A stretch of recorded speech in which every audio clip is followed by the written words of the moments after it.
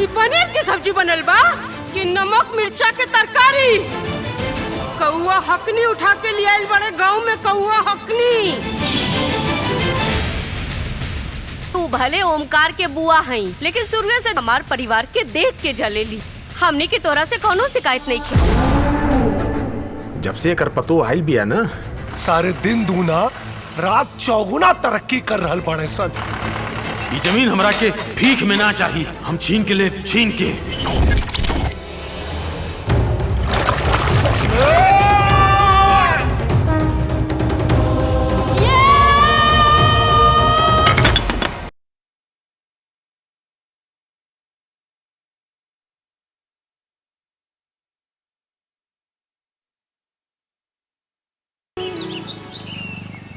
ये कैसन परिवार में रुआ लड़की दिखावे लग रही पंडित जी हैं? अरे हम आपसे पहले ही कहले रही कि हमरा दहेज ना चाहिए, बस लड़की संस्कारी हो और परिवार संस्कारी हो। रुआ तो कहले रही कि परिवार में कोनो दाग नहीं खे, एजा तो दाग ही दाग बा। भाई नशेड़ी, बाप शराबी, चाचा गंजेड़ी, हम ऐसा नहीं खानदान में अपन लड़की के बियाह करब है? रुआ दक्षिणा लेके कतई बियाह करा देब? ये कौन तरीका पंडित जी? जहाँ जाता जो वही बा। लो अब हो गई, लो हो गई, बस जा। अरे जजमान, गाड़ी में तेल हो, लागत रहुआ के कार्बेटर में कचरा फंस गइल बा, अब स्टार्ट हो जाई। अरे इतना घाम बह जा की तवा रख दी तो रोटी सिखा जी। अरे हमार जतरा भाई खटरा गाड़ी लेके चलता नहीं। अरे दीनदयाल बाबू प्रणाम। कैलाश नाथ जी। हाँ जी प्रणाम प्रणाम। अरे घाम में का करता नहीं, आई दरवाजा। अरे आई, अरे मत तकलीफ के कौन बात बा। हाँ? आई पंडित जी आई, बैठी पंडित जी। अरे रिद्धि बिटिया, जी बाबूजी। थोड़ा गुड़ पानी ले आव, मेहमान आयल बाड़े। लावो तानी बाबूजी। और दीनदयाल बाबू, कटाई धुआई हो गई। धान के कटनी लगाए के बा, अजान त नहीं 1.5-2 बीघा में पियर का सरसों छिटवा दे ले रहने।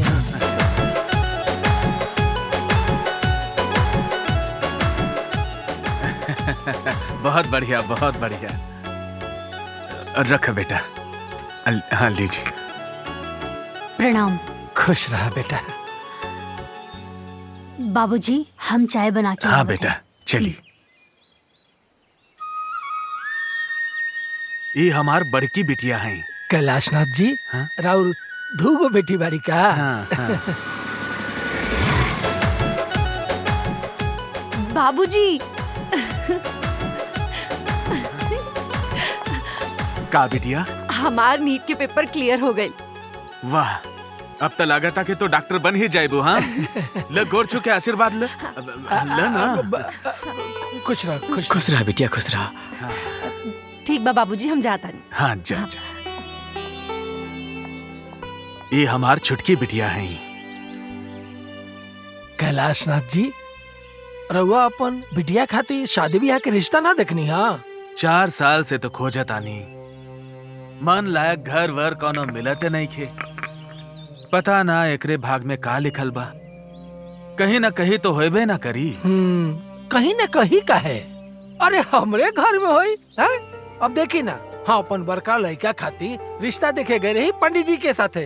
दीनदयाल जी, लेकिन हमार हैसियत नहीं खे रवा घरे ब्याह करे के। कैलाशनाथ जी, हमरा दहेज में एगो फूटी कौड़ी ना चाहिए, बस हमरा लड़की खाली संस्कारी चाहिए। एगो साड़ी में रउआ विदा कर देम। लाई सगुन, लाई सगुन, सगुन दी ना। अरे सगुन दी महाराज। हो गई सगुन, हो गई सगुन, हो गई। अरे हो गई ना ना, हाथ मत जोड़ी, गले मिली। अरे भाई हमार दक्षिणा के दी। अरे पंडित जी, समझ ली कि अगुवाई रउए कहनी है, राउत दक्षिणा डूबी ना। हाँ कैलाशनाथ जी, अगर बिटिया के फोटो मिल जाए तो ओमकार के माई के दिखा देती। अरे हाँ काहे ना। अरे आजकल तो डिजिटल जमाना है, मोबाइल से दे देता नहीं। हाँ, हाँ। और राउर भी बाबू के फोटो भेज दी। हाँ ली ना। ठीक ना? हाँ ठीक बा, ठीक बा। चलता नहीं। प्रणाम। छुटकी, अब हम तोहरा के सिद्धि ना बुलाई। का बुलाइबू दीदी? आज से हम तोहरा के डॉक्टर सिद्धि बुलाई। अरे सावित्री सुना तारू, ये देखा हमार रिद्धि खातिर कितना सुंदर लड़का मिलल बा। लड़का तो बहुत सुंदर बाजी। बाकी दहेज कितना देबे के बा? अरे 1 रुपया। हाँ। हाँ। 1 रुपया। लोग सच कहेला कि लड़की अपना भाग्य से जिएली। ए जी, हमरा बेटी के कितना अच्छा घर भर मिल गई। अरे माँ, हमार दीदी भी ना लाखों में ना करोड़ों में एक बाड़ी है ना दीदी। अरे लाई जीजा जी की फोटो तनी दीदी को भी तो दिखा दी। अरे ना ना, हमरा के कोनो फोटो तो नहीं देखे के। अरे ली गहिल शर्मा के। अच्छा, उ लड़का के घर कहाँ बा? अरे वो समरपुर वाले दीनदयाल जी नहीं खन, हाँ। उन्हीं का लड़का है ओमकार। अच्छा। 4 गांव में खेती बाड़ी होला। अरे जमींदार परिवार है। लड़का बड़ा सुंदर है, देखे में एकदम हीरो लेखा, लंबा चौड़ा, आपन रिद्धि खातिर बहुत सुंदर होई।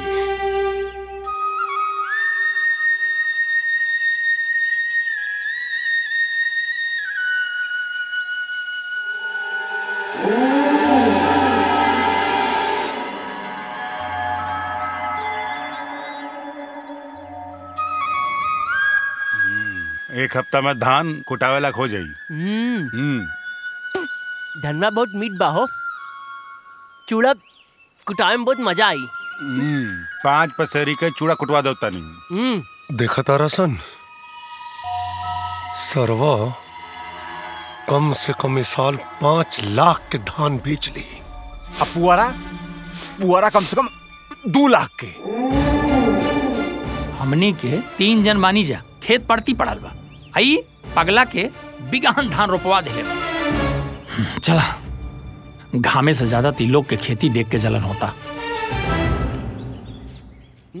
कैसे? अब चली। चला सर।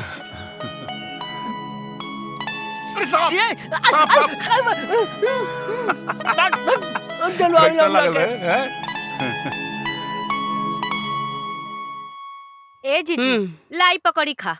रखा रखा खा। ए भौजी, कुछ सुन ले बाड़ू का? वो शंकर जी के मंदिर में फिर से चोरी हो गई। हाँ। अरे मुंह फूकना सबके कुछ ना मिलल तो मंदिर के घंटी चुरा के ले गइलन सन।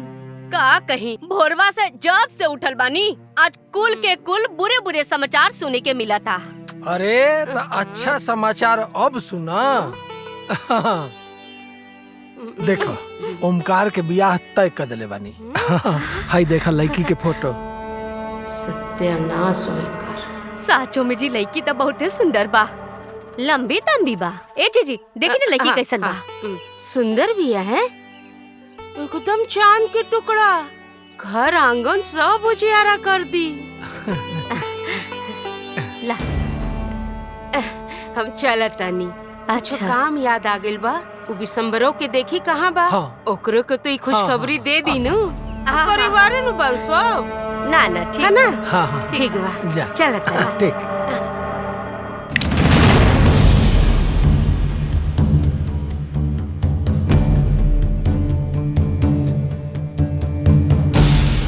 बुढ़वा खुद तो मर गई, लेकिन हमरा के बर्बाद कर दिलस। 16 आना के मालियत वाली जितनी जमीन डाल सब वो दीनदयाला के, और उसर पड़ती सब हमके। बिसंबरवा, ए बिसंबरवा, कुछ सुन ले हो? हैं? ऐजा मुअल बाप के मुंह में करिया पोता रे। ओइजा ओकर बेटा के हल्दी पोतावे के तैयारी होता। ओंकरवा के बिया तय हो गइल बा।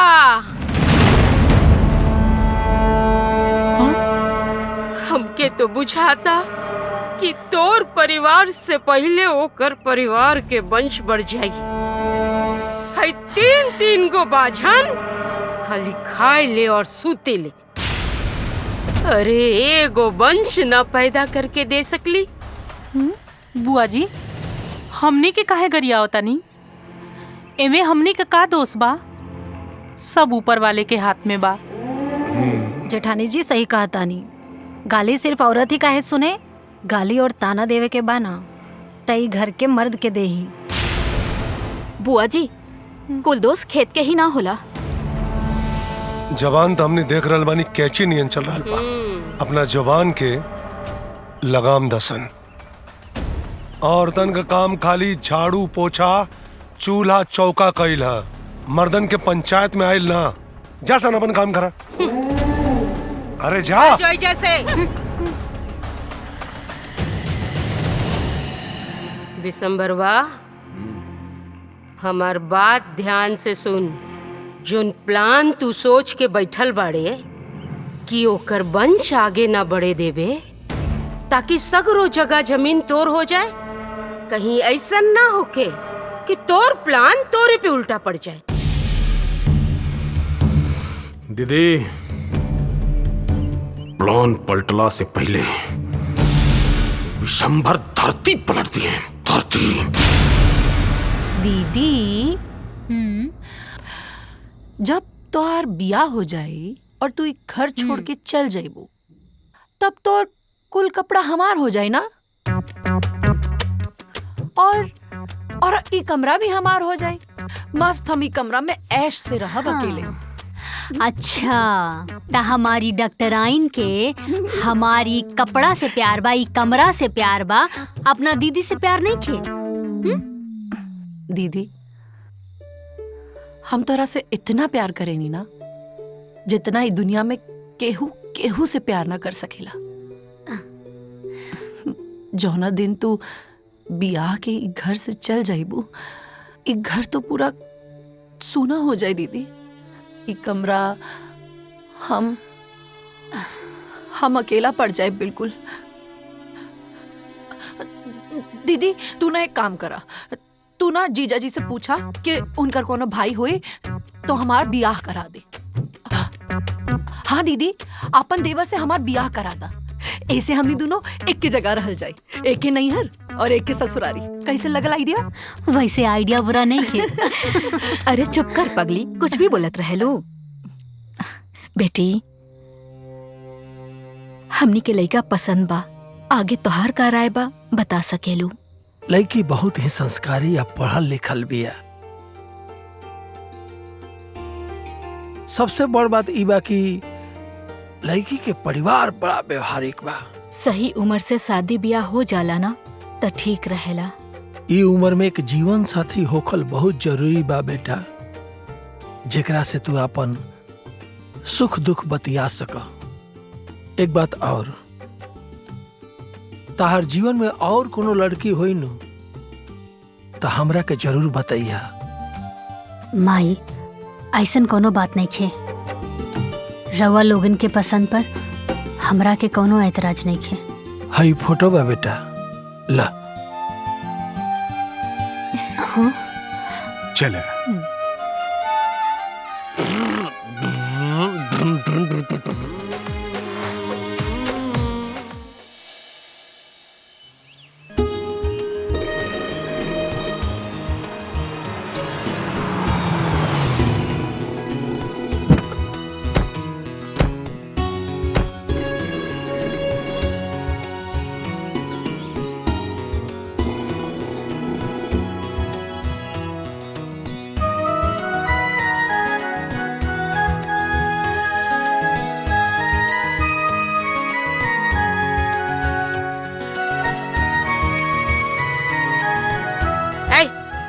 हाँ? बस हो गई, चला घरे। चला, बाद में आए। चला चला चल चल।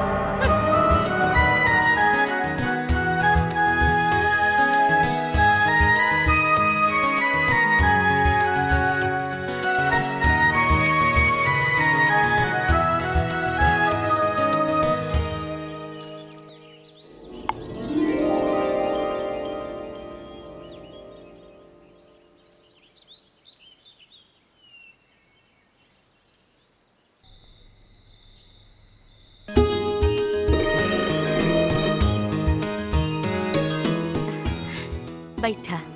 ए देव की दीदी, तहार तब भाग खुल गई। बड़ी सुंदर पतो पहले बाड़ू। का भौजी? इतना सुंदर पतो तो गांव में केहू के नहीं खे। गोड़ लगतानी जीजी। अरे हसुआ खियाई तो अपने होली ना। तू तो ओकर दूर के मौसी लगेलू तो सुनबे करबू। बाकी कमला चाची के पतो के जैसन गांव में केहू नहीं खे। ओकरा के तो दानो दहेज बहुत मिलल बा ओमकार से ज्यादा। फूलमतिया एकदम सही कहतिया।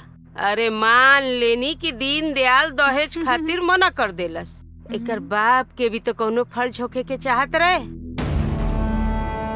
अरे एगो ब्रेसलेट दे देत, एगो सिकड़ी दे देत, अरे एगो अंगूठिये दे देत। हाँ। देखा भौजी, बुरा मत मनिया, खाली सुंदरता से कुछो ना होला। बहू के गुण सहूर तो बहू भोजे में पता चली। अरे तो बहू भोज के दावत बा कि ना? अरे जीजी ऐसन बात काहे करतानी, सबके नौता बा। अच्छा ठीक बा, हैला। पतो बड़ी सुंदर बिया ना। त हम बिहाने खाए के टाइम से आ जाए हैं? काहे कि बहू के गुण सहूर के अग्नि परीक्षण बा।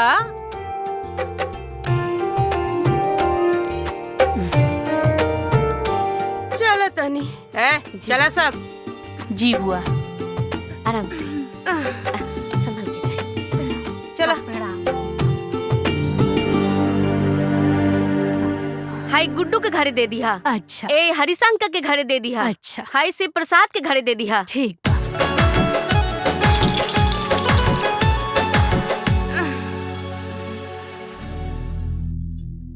का भौजी गोड़ लागता बताता का कुछ? हाय जीजी।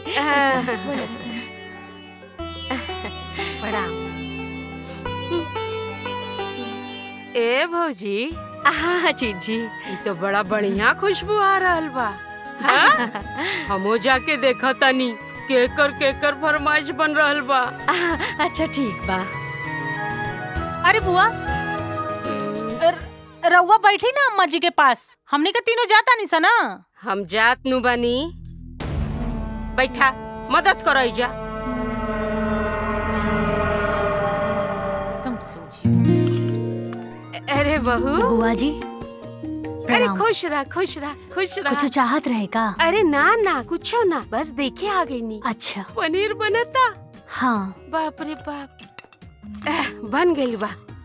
ए बहू जाना तनी धनिया पत्ता ढूंढ के लिए आवा ना, ओमे डालब नु निमन लागी। ठीक बा बुआ जी।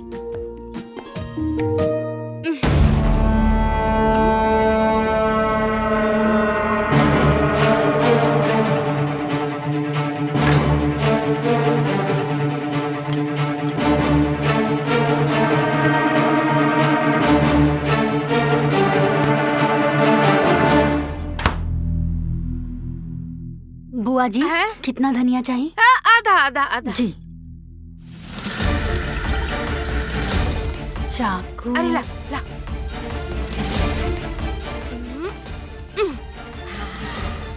हाय देखा बढ़िया लागे तनु। हाँ। हाय मजे से एकदम खूब नाम होई तोहार है। चल आवा लेके सब चल तनी है ना।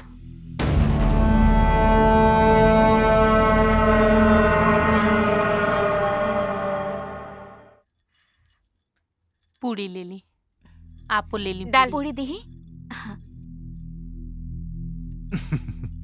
दीदी शुरू करा। हाँ खा लो, शुरू करा।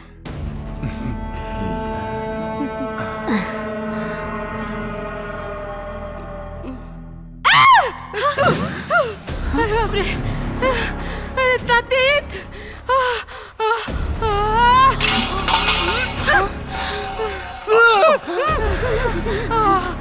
इतना तेज खाना है? ये पनीर की सब्जी बनल बा कि नमक मिर्चा के तरकारी?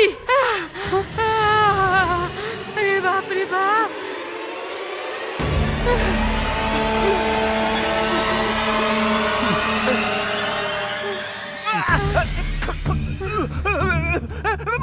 कहो भौजी, अपन पतो के बता ना सकत रहलू कि हमरा के बवासीर हुए? हम इतना तीखा खाना ना खाइला, हमार श्राद्ध करे के चाहता रहा लोग। ठगा गईले रे दिन दयाल, ठगा गईले। एक तो करैला ऊपरे से नीम चढ़ा। अरे दहेजो ना मिलल और बहू मिलल तो उहो बेसहुर। कौआ हकनी उठा के ले आइल बड़े गाँव में कौआ हकनी। अरे न कौनो लूर है न कौनो सबूर है। जीजी, ए जीजी, शांत हो जाई ना। नई नई बहुरिया हिया तो कुछ कम बेसी हो गई होखी। कम बेसी? ए छोड़ा हमरा के। अगर तोहर दुल्हन से कम बेसी हो गई बना तई बहु भोज तू ही खो, हमरा से ना खवाई। जीजी, ए जीजी ना खवाई हमरा से। ए भौजी, इतनी स्वादिष्ट खाना हमहू ना खा पाई। तोहरा लोगन के भी भोजन खाए गए का? चला लोगन। चल करे, काट के तोड़ो। चल चल।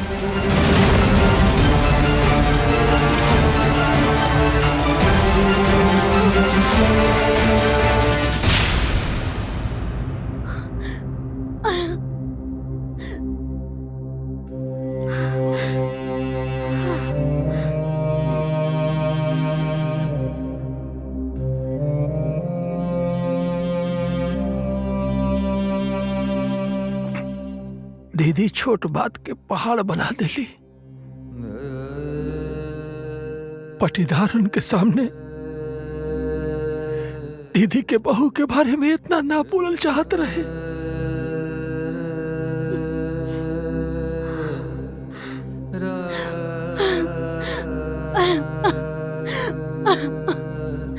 बैठा बैठा। हे जी सुनो ना, हमार ना कोनो गलती ना रहे। हम खाना में ना नमक तेल मसाला सब कुछ ठीक से डलले रहनी। पता ना ये सब कैसे हो गई। हमारे में कोनो गलती नहीं के। हम सच कह रहल बानी, हमारे में कोनो गलती नहीं की जी। हाँ ठीक बा, तू पहले चुप हो जाता। अच्छा ये बतावा, किचन में नगीना बुआ आई रहता?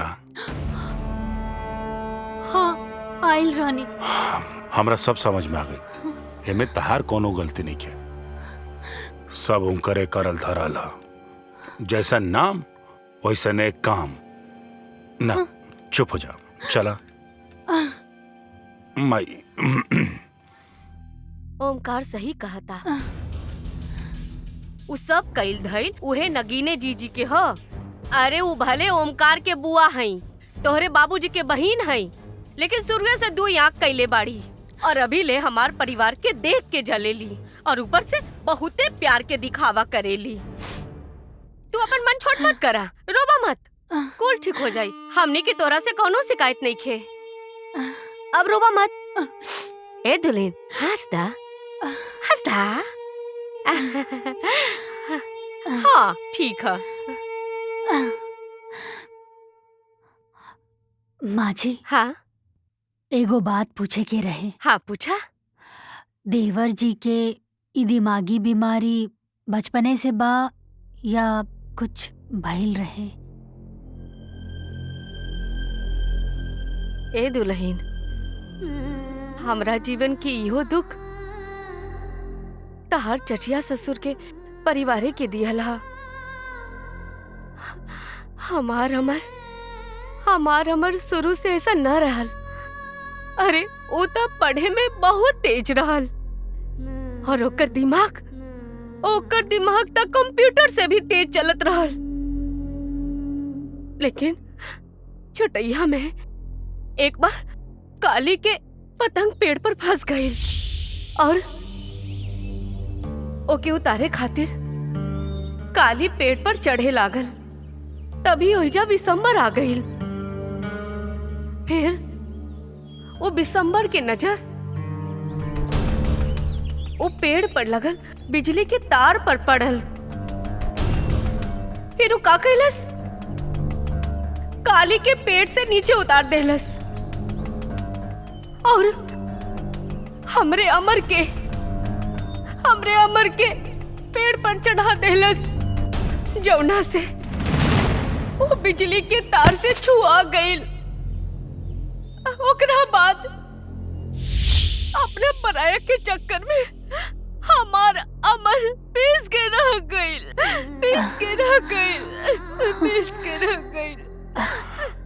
अम्मा जी। रे मई, अरे तो चुप हो जो रे। तो चिंता मत कर, ये अमर के इलाज चलता ना, डॉक्टर का कहला सा कि जे तरह इलाज चलाता अमर जल्दी ठीक हो जाई। चुप चुप चुप चुप हो जो रे।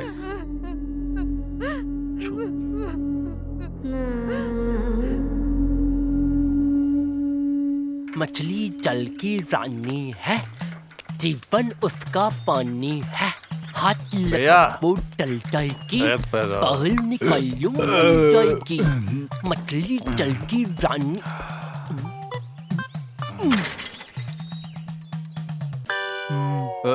ए विक्रम भैया, कोल्ड ड्रिंक पिया तारा का? हमरा के पियावा ना। बिल्कुल।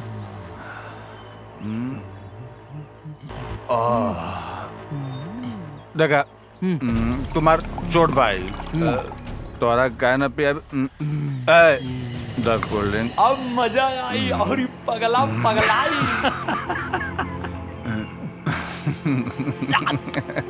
अरे अमर पी के अमर हो जा।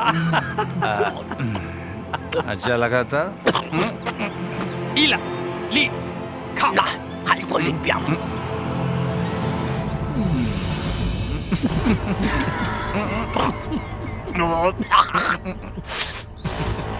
ऐसे कोल्ड ड्रिंक बाहो एक नंबर के पूरा फटा पेट गल गल गल गल गल घूमने लगा।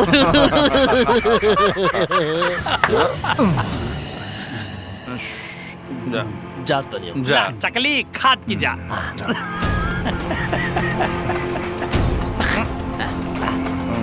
चलो बाय।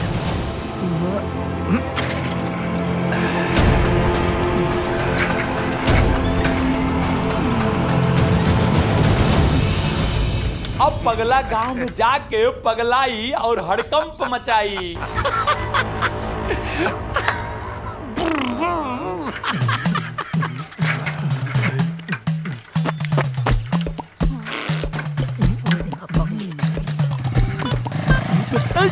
अरे भैया संभल के। अरे देखो तुम। अरे दादा नमस्ते। नमस्ते नमस्ते। दादा मुझे तो एकदम। अरे अरे मुंह छोड़ा भैया। देखा था। दादा। हाँ अरे आज हम कोल्ड ड्रिंक पी ले बारे। बहुत अच्छे भैया बहुत अच्छे। तो मालूम बा? हाँ बहुत अच्छे। गाड़ी कैसे चलाओ जला? ना हम बताई। बतावा। अरे अरे बाबूजी अभी लगभग 4 लीटर तेल बा। इतना में तो खेत जोता जी आराम से।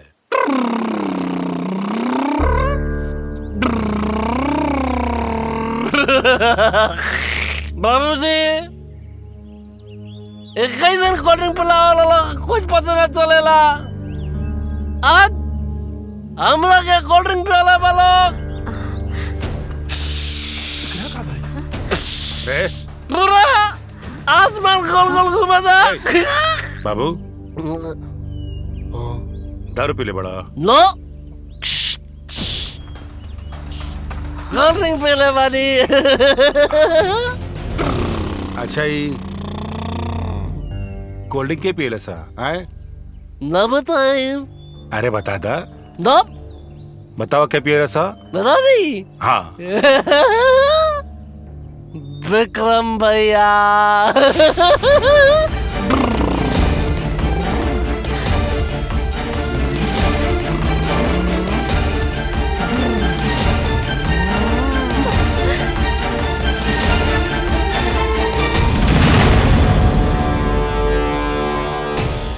ए विक्रम निकाल बाहर। अरे निकाल बाहर। का भाई लो काहे गला फाड़ के चिल्लाता रहो? अरे तो हनी के तनिको अस्तारम नहीं खावत। लाज शर्म घोर के पीगल बैठ सका तनिको लाज नहीं खिलागत। हमरा भाई के भोलापन के फायदा उठाता सन। दारू काहे पिए रे? काहे पिए हा? आवाज नीचे। तो भाई चल के हमनी का पास आई रहा है। ए भैया पिया दे ना। जाके पूछ ओकरा से जब पहुंचेला ना तब पिएला काहे? तक जहर पिया दे बेटे। हमार बात सुनो लोग। रुको रुको। हमार बेटा शराबी कबाबी नहीं खे। हम हाथ जोड़ता नहीं, हमार लड़का के बिगाड़ लोग मत। ए चचा, चाहता रहा कि तार लड़का ना बिगड़े तो अपना पतोहिया से कह दा कि अचरा में बांध के रखे।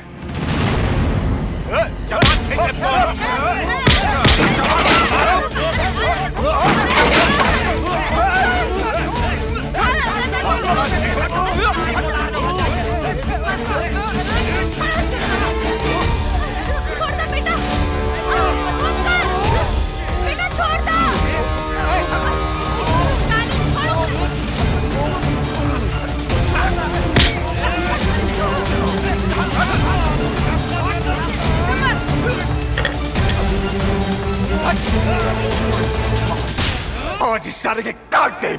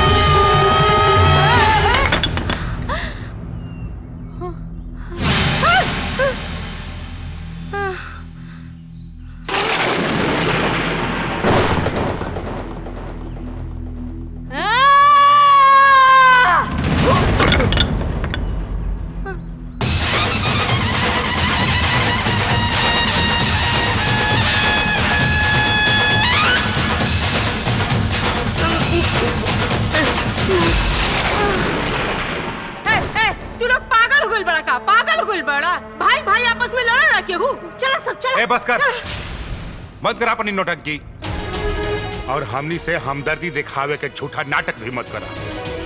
ओमकार सही कहा था जीजी। अरे भले रउआ ई दोनों लोग के बहिन है, लेकिन दोनों से तू आग कैले बानी। ये सबके समझा दी हमार परिवार से दूर रहे, ना तो ठीक ना हुई। चल बेटा।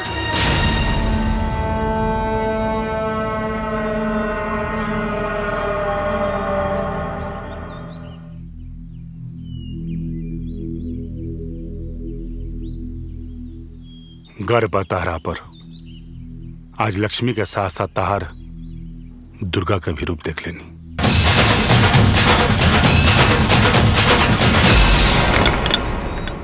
बाप रे बाप, पतो ना जैसे रानी लक्ष्मी बाई आयल बिया है। ऐसन गड़ा सा मरलस कि द्वारे पर के पत्थर टूट गए। जरा सोच विक्रम, अगर वह गड़ासा तोरे माथा पे पड़त तो का होत? इतना लड़ाकू पतो। औरत के लड़ाकू बने के पड़ेला है? अरे हम पूछा तानी कि यहाँ सबे के का जरूरत रहे देवर जी के दारू पियवला के? सारा गलती यहाँ सबे के बा। अच्छा, तब तू फैसला करबू कि का सही और का गलत। भैया बिल्कुल सही कत पड़े कि अब घर के मर्द का करी है, तू लोग बताइबू कि का कइल जाओ अकाना। यह तो समस्या बा, पत्नी से सलाह लेवे में आदमी के शान चल जाला। चुप। जब आदमी के पास जवाब न होखेला तो हाथे उठावेला। अगर रउआ लोग ना सुधरनी जा तो एक दिन ही घर के विनाश होके से केहू ना रोक सकेला। काहे कि रिद्धि दीदी के आँखी में हम विध्वंस के ज्वाला देख ले बानी, विध्वंस के।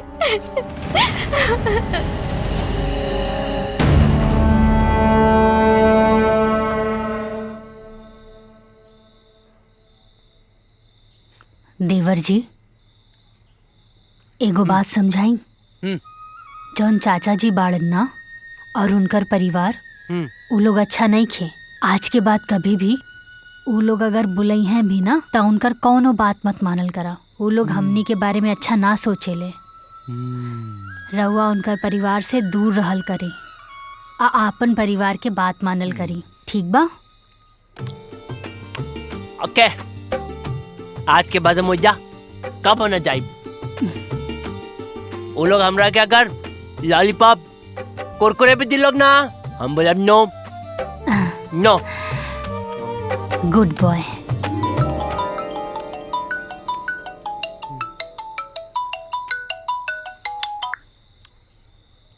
हाँ सिद्धि बोला। दीदी हम सुननिया कि तोहार ससुरारी में पट्टीदारन से झगड़ा हो गइल बा। अरे ना ना, ऐसन कोनो बात नहीं खे। पट्टीदारन में तो छोट मोट झगड़ा होते रहेला। देखा दीदी, ज्यादा टेंशन होगी तो हमके बतावा, हम अभी के अभी आ जाए और दोनों बहन मिलकर उन लोगन के सुधार दिया जाए। अरे चुप करा, जब देखा तब खाली लड़ाई झगड़ा के बात करेलू। तू तो जानते बाड़ू ना कि हमार देवर जी के मंद बुद्धि के सब केहू फायदा उठावेला। का सही बा का गलत बा इनकरा के कुछ समझ में ना आवेला। अरे सिद्धि, तू ता डॉक्टरी करत आरू ना, ता हमार देवर जी इलाज से ठीक हो जाई है ना? इनकर दवाई भी चलता।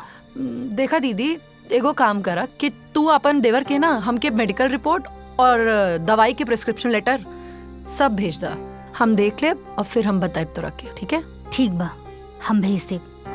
आपन ख्याल रखिया दीदी। रखतानी, प्रणाम। खुश रहा।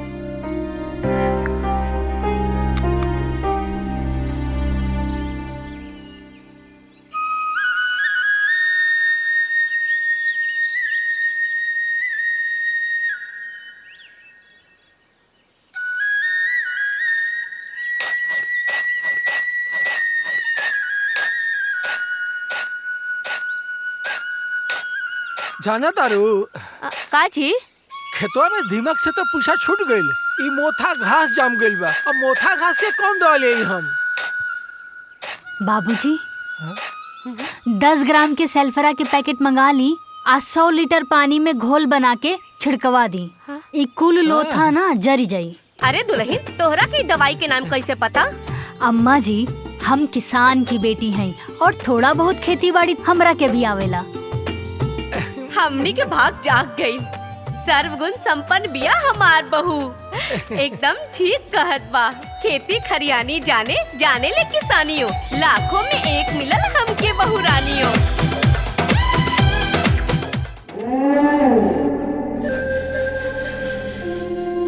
देखा तारा लोग, बूढ़ पुरानिया सही कहले हमन। माटी के तू पसीना द, माटी तरह के सोना देही।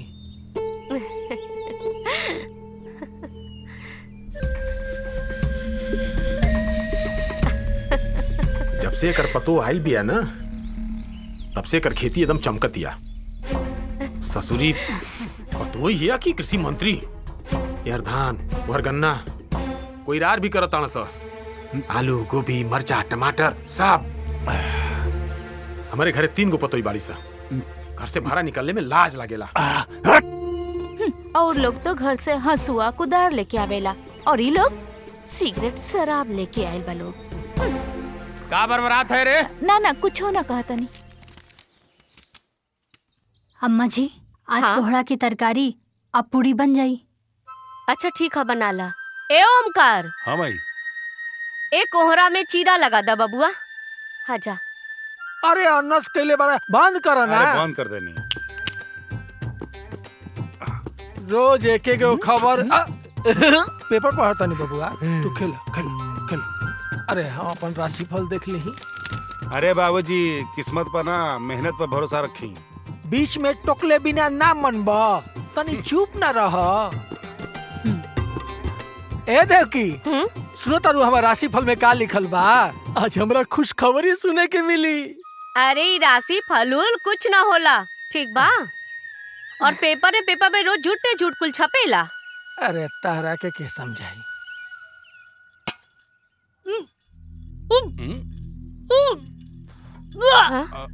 अरे देखा ना का भइल, देखो। अरे दुल्हन, का भइल हो? ए दुल्हन,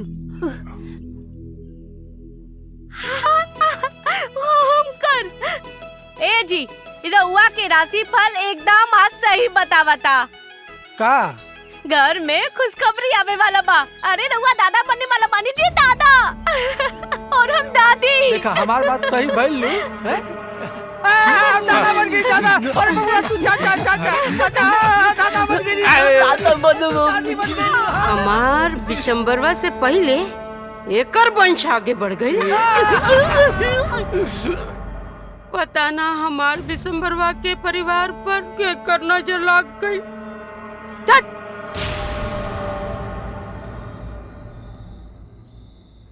आज हम बहुत खुश पानी, बहुत खुश। जानता रू, जब के वो बाप बनेला ना, तब बाप बनला के बाद ओकरा मेहरारू का साथ साथ ओकर बच्चा का भी जिम्मेदारी ओकरा कंधा पर आ जाला। लेकिन बाप के कंधा इतना मजबूत होखेला कि वो सारा जिम्मेदारी उठा सकेला। जानता रू, माई बाबूजी के हम इतना खुश पहले कबो ना दिखले रही जितना आज देखनी है। हमनी से ज्यादा प्यार भाई बाबूजी लोग अपना पोता से करी लोग। जब बाबूजी अपना पोता के कांधा पर बैठा के समूचा गांव घुमैयन ना, तब देखे लायक हुई। और जब मुँह दी तो कहियन कि ससुरा तेल के मालिश कर देला। और माई तो आज कजरोटा खरीद के ले आली बिया और आज से काजर पारे शुरू भी कर देले बिया। अरे तू सुना तारू कि ना? हाँ सुना तानी ना। जान तारू, हम तो अपना होखे वाला लड़का का नाम भी सोच ले बनी। अच्छा पूछा का? मृत्युंजय उपाध्याय। जान तारू मृत्युंजय के मतलब का होखेला? जौन मृत्यु पर जीत पा सके वो होई मृत्युंजय। नाम बढ़िया बाना? अब छोड़ी ना जी, नाम में का रखल बा। हम तो बस भगवान से यह प्रार्थना करी ले कि हमार होखे वाला बेटा के उम्र खूब लंबा होखे और भगवान ओकरा के संसार की सारी खुशियां दे। हमनी के अपना लड़का के दुनिया के सारा खुशी देवे के। देख ला। हाय देखा, बेटा खाती तो बिनले न रहू, पुतवा खाते बिने लगलू। माई हाँ? सब मेहमान उनका नाम लिख दिले बनी। भागलपुर वाली मौसी, साहतवार वाली चाची और स्वारहा वाली मालती चाची के भी नाम लिख दिले बनी। अच्छा। कारे बुआ, बड़का मामा मामी, छोटका मामा मामी, ये सब के नाम नहीं लिखले का? अरे मामा मामी के नाम ना भूलिए नहीं, वाला ही लिख दिले बनी। देखा दे। देख ला। ए भैया। हाँ। गोदभराई में गांव के कुछ लोगन के नाम बोले बका। देखा है, लोग कहेला हमार बेटा बुद्धू बा। कितना बड़ बात बोललस है। शाबाश शाबाश बेटा। ए बाबू, सब केहू आई, सगरो गांव भर के बुलावल जाई, लेकिन वो बिशंबर के परिवार के छोड़ के। काहे कि जब बिशंबर के परिवार जेकरे भी शुभ काम में गइल बा ना, जरूर कुछ न कुछ अपशगुन भइल बा। यही से सब ना आई और पूरा गांव भर के बुला के दुल्हन के गोद भराई खूब धूमधाम से हुई।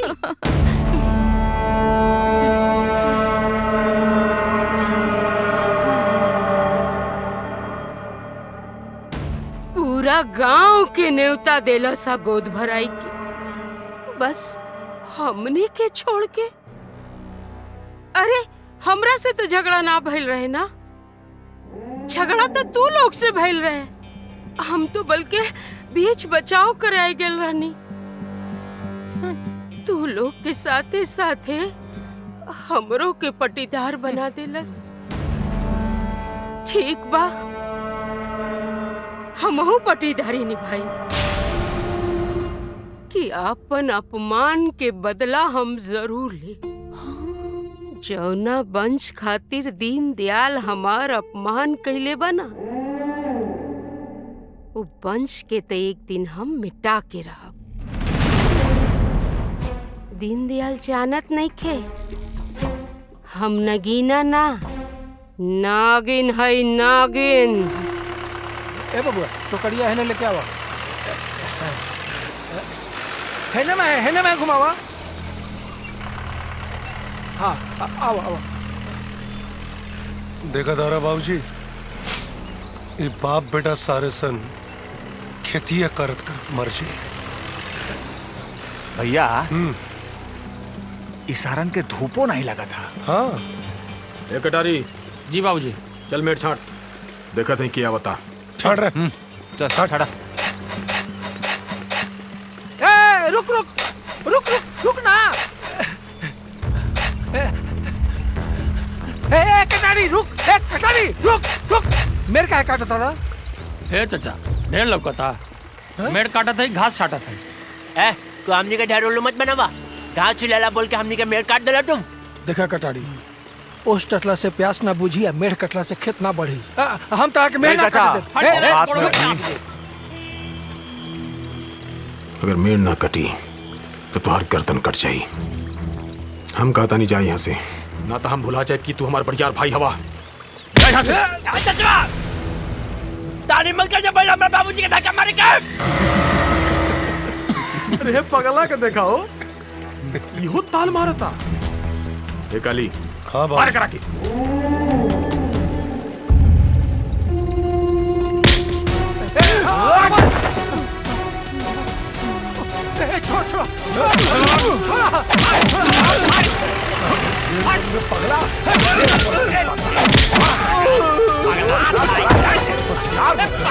बाप के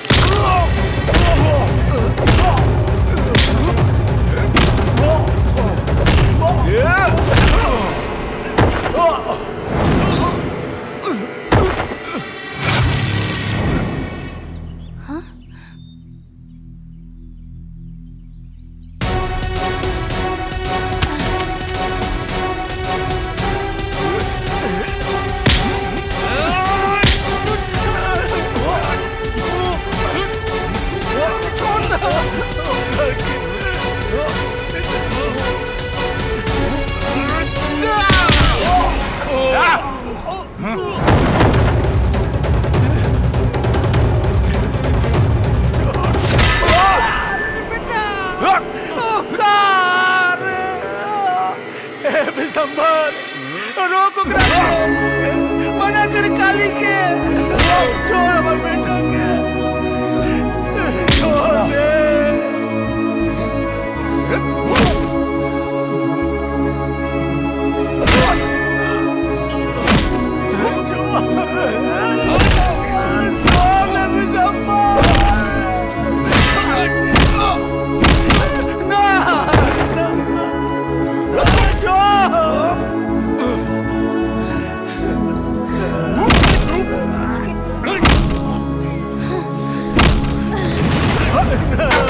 अरे भौजी,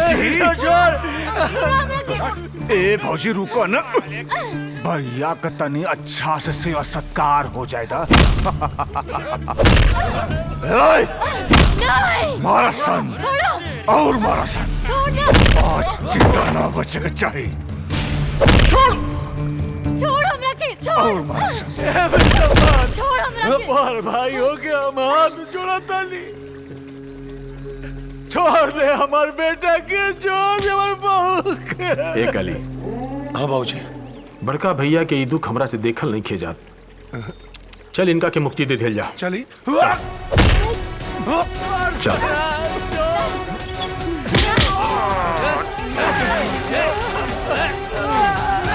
छोड़ दे रे।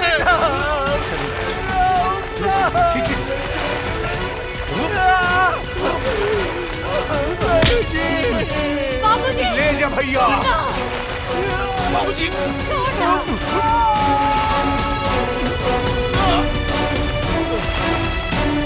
छोड़ दे रे।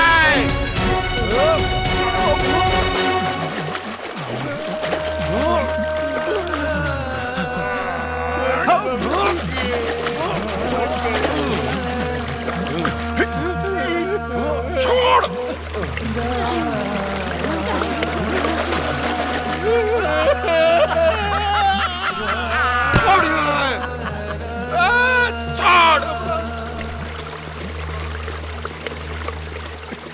मर गई ना चच्चा, गई ना चच्चा।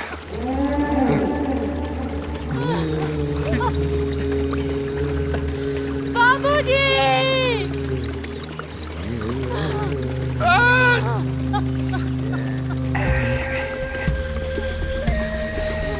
कैसन बेटा बाड़े रे हैं? अपना बाप के जान ना बचा पौले।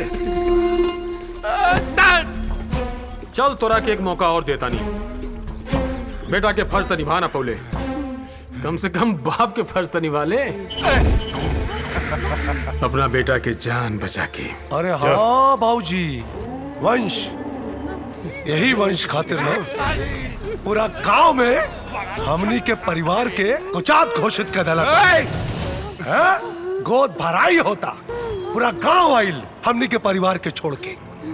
गोद भराई में तो ना आई नहीं हमनी, लेकिन गोद किराई में आए। इतना निर्दयी बहुत परेशान। अरे वो पेट से भी, अरे छोड़ दो के। छोड़ दे रे। ना छोड़, छोड़। एकर गोद किराई तो हम ही करब। काली रोक।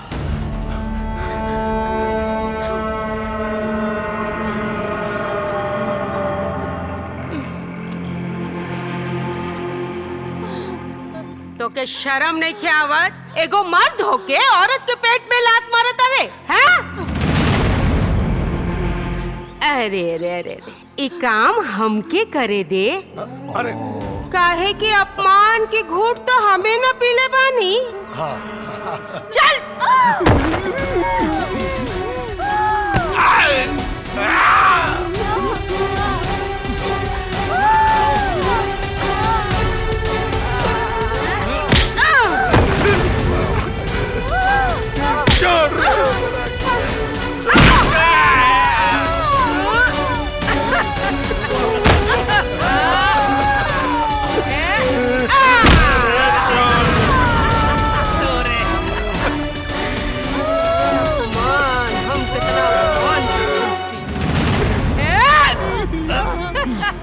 ए दुल्हन, अभी तो खाली तोहरा के बांझ बनौनी है, अब विधवा बनावल चाहिए।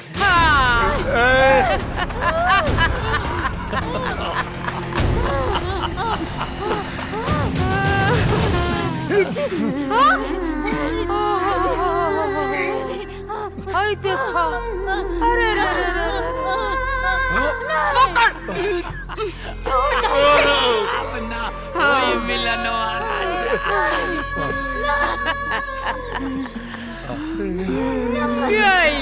अब ना बची।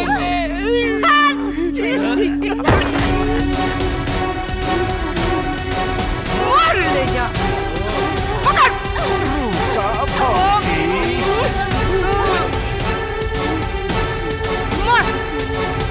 हमारा अपमान करके रहे। देख देख अपन पति के हालत देख।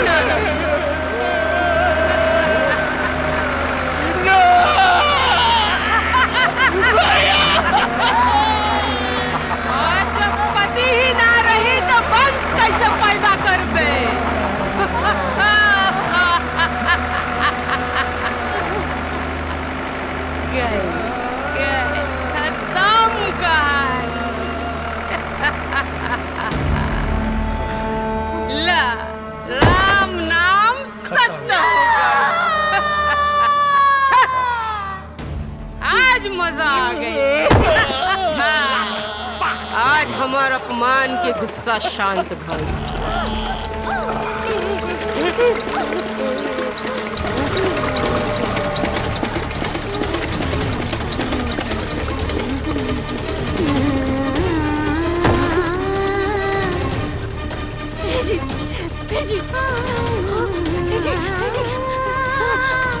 उठी ना, उठी ना, उठी ना, जी उठी ना।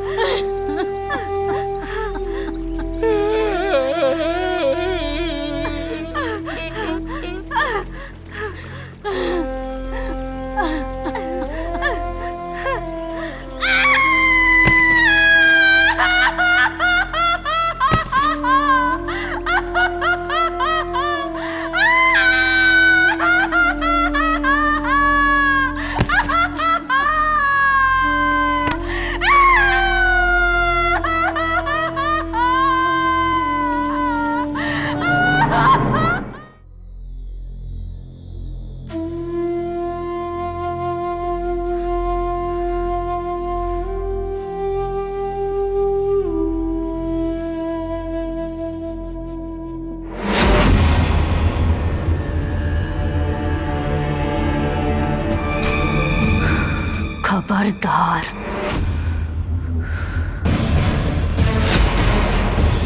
जे आपन खूनी हाथ से हमार पति और हमार ससुर के फूल चढ़ौला था, निकल जाए यहाँ से। रस्सी जर गई लेकिन नहीं ठन ना गई। बाप रे, मांग धुआ गईल, कोख उजड़ गईल, कुल के चिराग जले से पहले बुता गईल, फिर भी इतना अकड़ उमकार बो। खेतवा का तांडव भुला गईलू का? अकड़ मत दिखावत ना। अब इन तो खाली 2 गो लाश बिछौनी है। चा अगर ढेर बोलबू ना, पूरा परिवार के लाश बिछा दे। हाँ बाबूजी, और एक बात, थाना और चौकी जाए का कोनो जरूरत नहीं खे, कुछ होके वाला नहीं खे। काहे कि दरोगा का मुंह में हमनी का नोट का बंडल ठूस गैल बनी जा। ई सफेद साड़ी पहन के ई सोचा कि खानदान का वारिस कहां से आई, के लड़ना पैदा करी। हई हई पगलुआ, अरे कर बियाह होई तब ना। पगलेटवा का बियाह होई। अरे मान ला गलती से कौनो लड़की दे भी दी, तू ही करिए। ऐसा मत कर पागल। हंसी, अरे हंसी, हंसी बुरा ना होला, बाकिर केहू के दुख पर हंसल बुरा होखेला। और आज हम रउआ लोगन से ई वादा करतानी कि हमार स्वर्गीय ससुर दीन दयाल उपाध्याय के कुल के वंश त आगे जरूर बढ़ी।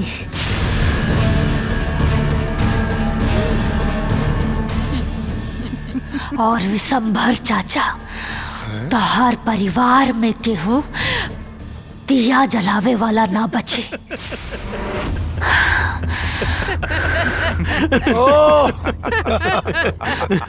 लगा था कि सदमा लग गई बा। हाँ। अरे हमार तीन गो बेटा तोरे आंखी के सामने दिखता रहे और देख कहा ताड़ी कि हमरे खानदान के दिया के जलाई है? अपना बारे में सोच। चल काली। अरे चचा के प्रणाम तक है ना।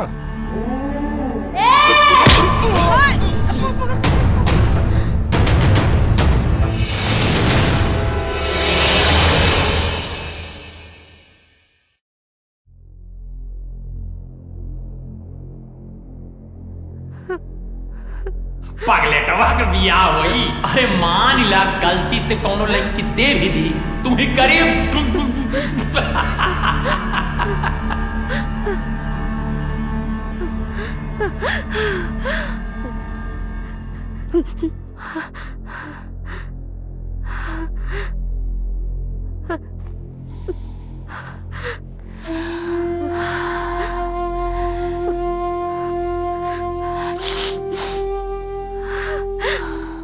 बिसंबर और लइकन के जहरीली हंसी अभी ले हमरे कान में गूंज रहल बा। ताना भले रहल, बाकी बात कोनो गलत ना रहे। आखिर कैसे बड़ी हमरा खानदान के वंश के करी हमरा अमर से शादी के करी।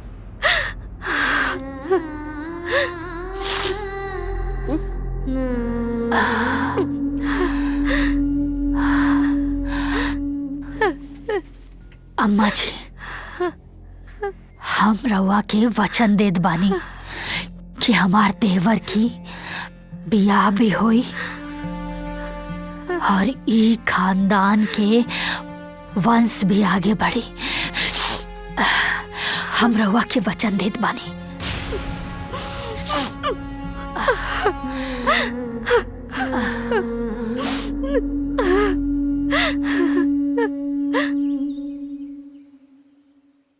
तो का कहता रो बिटिया?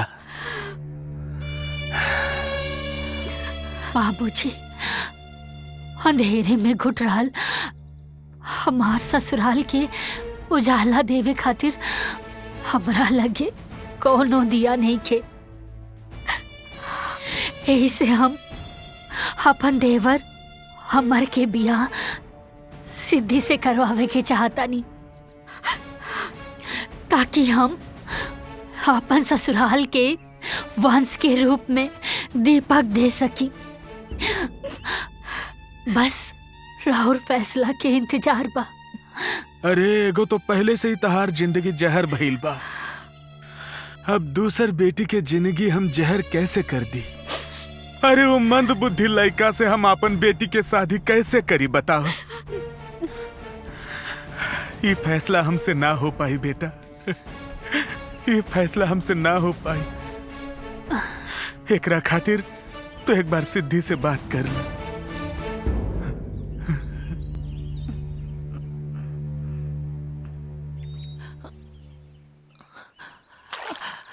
ए दीदी, का भइल? तू एजा और आंसू कैसन?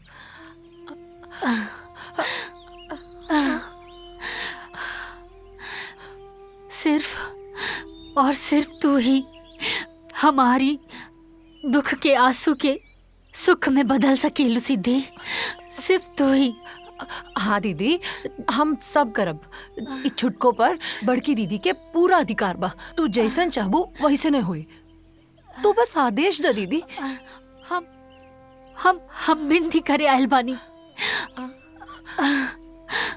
हमार ससुराल के वंश देवे खातिर अपन देवर अमर के बियाह तोहरा साथे करावे के चाहतानी।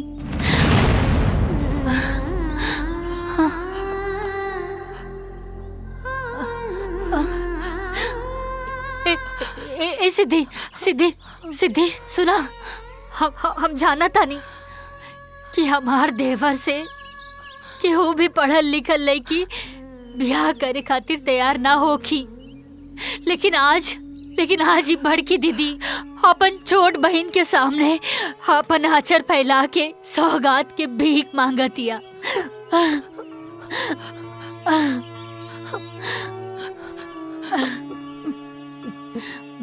दीदी तो की याद बा एक बार बचपन में हम नदी में गिर गए रहनी। ओ वक्त हमके बचावे खातिर केहू नदी में ना कूदल, पर तू कूद लो जबकि तोके खुद भी तैरे ना आवत रहे। तू अपन जान पर खेलकर हमार जान बचैलू। ए दीदी, हमार जीवन पे तो तबे से तोहार अधिकार बाटे।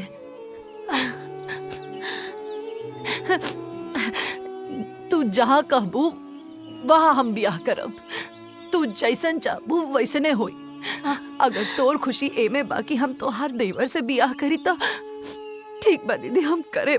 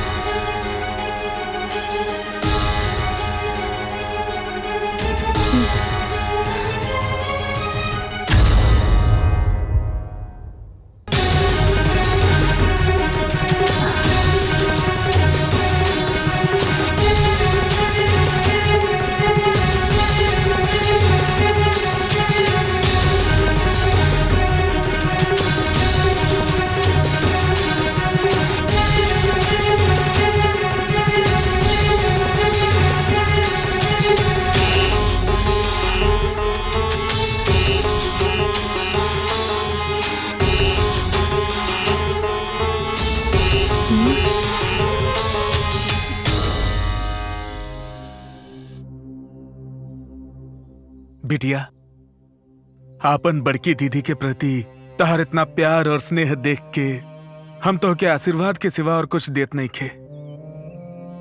बाकी बिटिया, एक बात याद रखी है, ये महाभारत में तोने लोग के रथ हाके कौनो कृष्ण नहीं खे। तू दोनों बहन के आपन रथ भी चलावे के पड़ी और अस्त्र शस्त्र भी चलावे के पड़ी।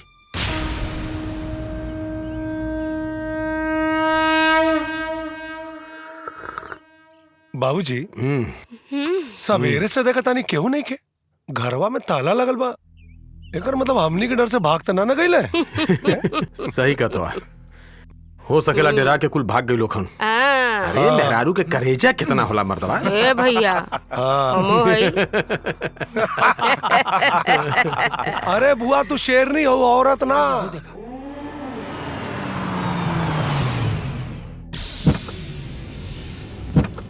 ई के हो?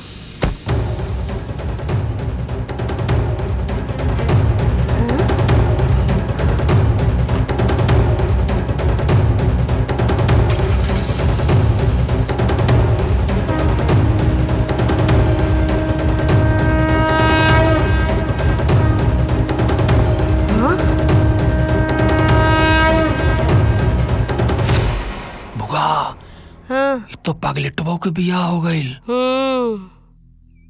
बड़ा ढीठ बिया ससुरी। हमनी के तो सोचत रहनी जा कि कदम पीछे खींच ली।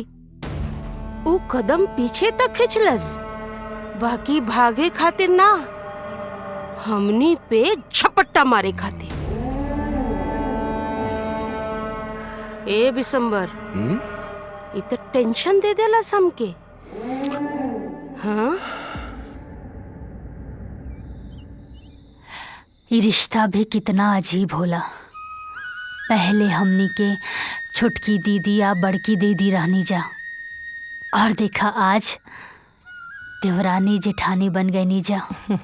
हाँ दीदी, लेकिन दीदी, रिश्ता चाहे कोनो भी होके, हर रिश्ता के एक एगो शर्त होला, सम्मान।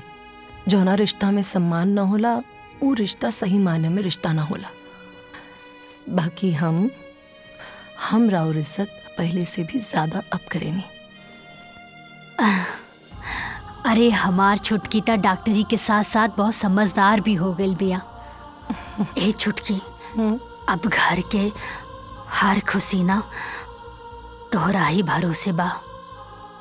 और बड़की दीदी होके के नाते हम बस इतना ही कहब कि पति कैसन भी होके पति परमेश्वर होला। अच्छा दीदी, हम तो बताए भूल गई नहीं। हम इनकर मेडिकल रिपोर्ट्स देखनी हो। इनका ठीक होके के चांसेस बा। एक दिन ये पूरा तरीके से ठीक हो जाए। हम देखा तानी कि अमर केने बाड़े। देवर जी,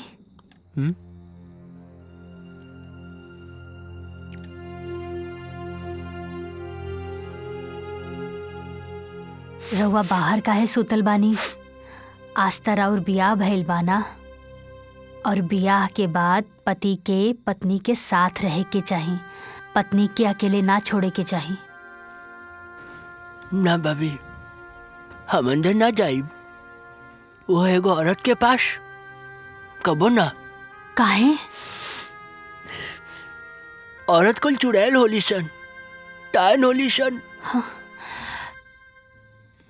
ई तोरा से के कहलस? काली भैया एक दिन हमरा से कहत रहे।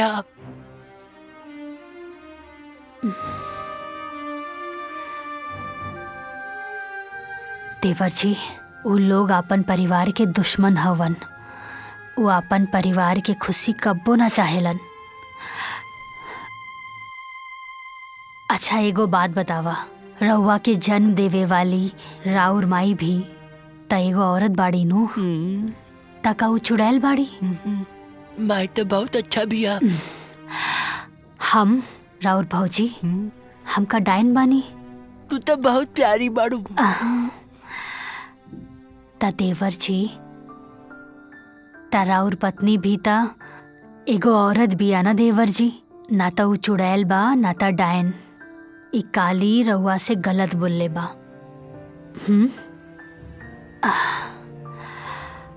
रउआ के अपन पत्नी के कबो साथ ना छोड़े के बा। जाई। तू कहा तारू तो हम जाता नहीं।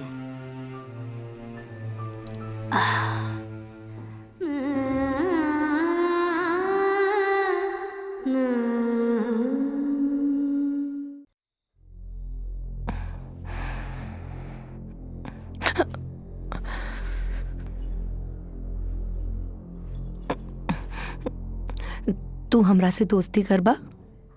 पहले तो ये बतावा कि हम तारा से दोस्ती करब तो तू हमरा संगे खेलबो? हाँ।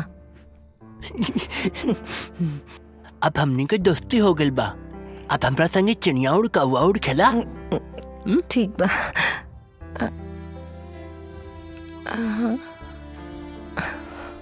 मोर उड़, चील उड़, चिड़िया उड़, तोता उड़, बाजुड़ उड़ावा, कौवा उड़, चिड़िया उड़, गौरैया उड़, गधा उड़। गधा कहीं उड़ेला भला? तला के मालूम।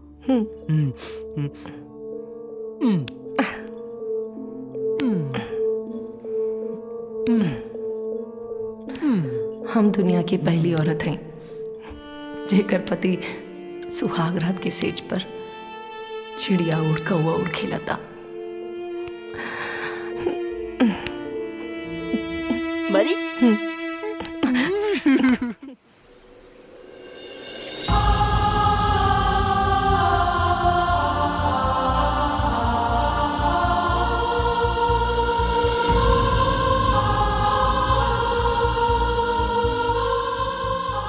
खुश रह लो।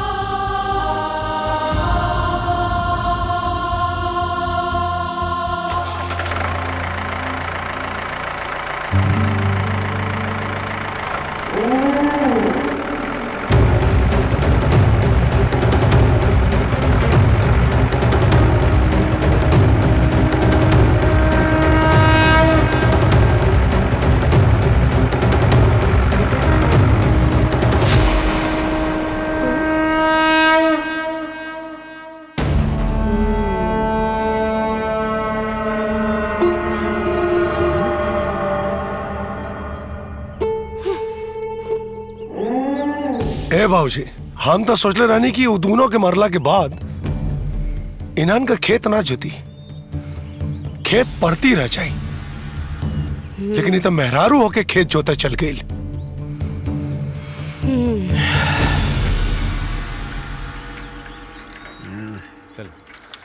दिन में दारू पिए के मजा ही कुछ और होला भाई। अरे पकड़ हुआ यहाँ अरे सुन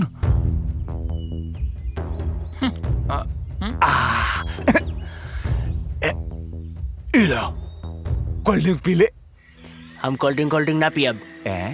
हमार भौजाई तहां लोग से हमरा के दूर रहे खातिर कहले बड़ी।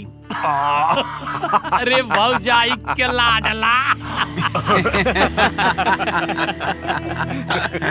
तो हमनी आ जातनी तोहरे लगे। मुबारक हो नवा नवा बियाह। अच्छा एक बात बता, ते दिन भर खेते खरियाने में बिजी बाड़े तो तू मेरा रुआ कैसे संभर में रे? ए सोच सोच बता, सुहाग रात मनौले हो? ई पागले टवार कौन सुहाग रात मनाई? हे एक काम कर, तो यापन मेहरारू ना हमनी के आधिया पे दे दे, फसल कौनो होए नाम तोरई होए। लइका के बाप तहिन काई बे हम ना। अरे छोट भाई के मेहरारू तोर बाबा होई। आपने बाबा के बारे में ऐसा बोला था ना, तो शर्म नहीं क्या बात? पागले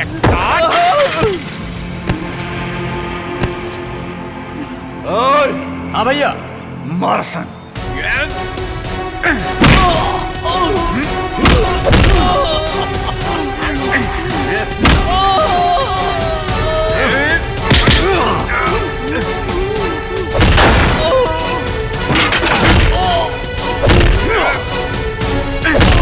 मार पगला ये कर झड़ जाए।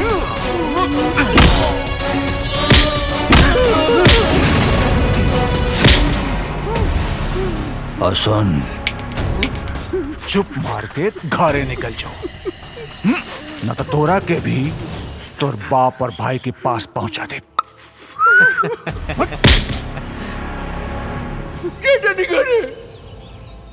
भौजी से बोलो तो टालो के बताए। भौजी कोनो बड़की तोप है इनका जो जाके बताई देवे। पागल।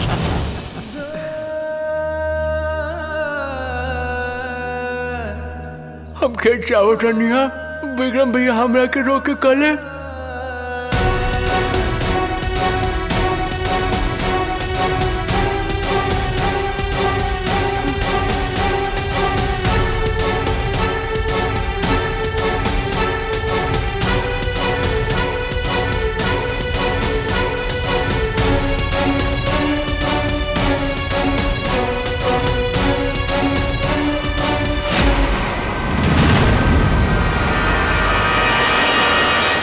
विक्रम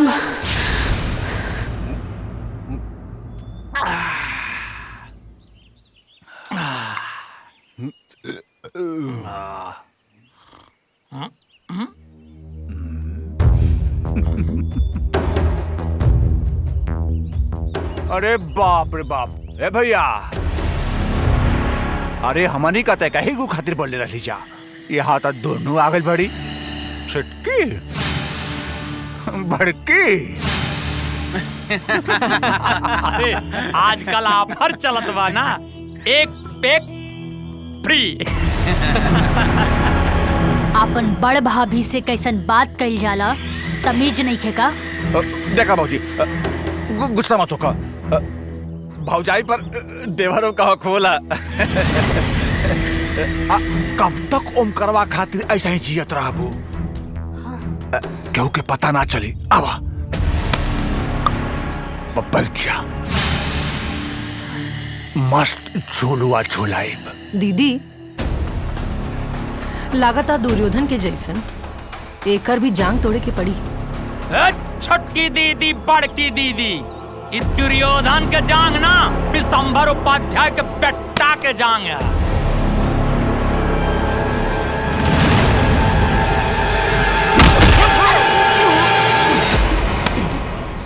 तो हमनी भी स्वर्गीय दीनदयाल उपाध्याय की बहू है सन।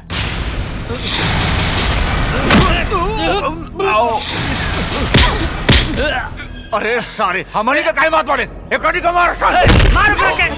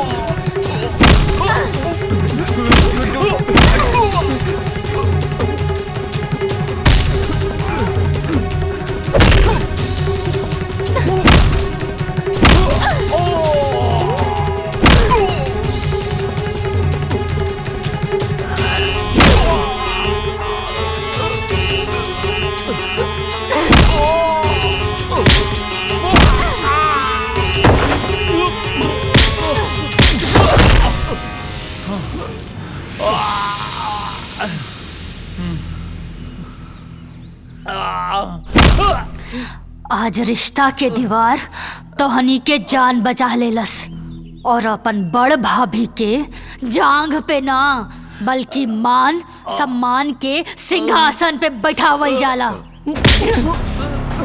सुधर जा लोग, ये हमने के पहला और आखिरी वार्निंग है। अगर ना सुधरवा लोग ना तो अगला मौका ना दे। चला दीदी। दीनदयाल के पतो पगला से कुछ न होई, उ सिर्फ पगला करके अभी भी यहाँ पर खुला बाग। ए मौजी काहे जवानी के जियान करत बाड़ू? ये मर्द का जंगा मेहरारू के मरला से थोड़े ना टूटे। खुला भरबा आजा आजा आजा आजा आजा आजा करे जा आजा ओए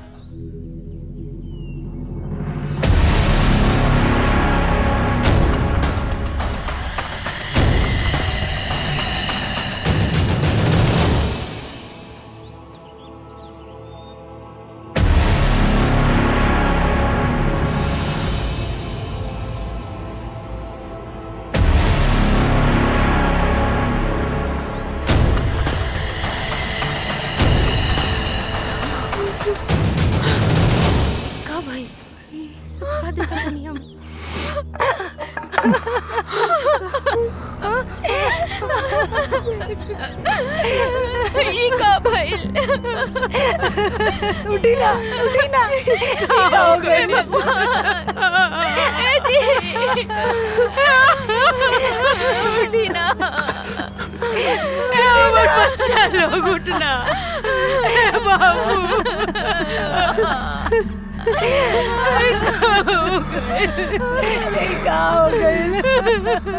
भैया ये महाभारत रुके वाला ना बा।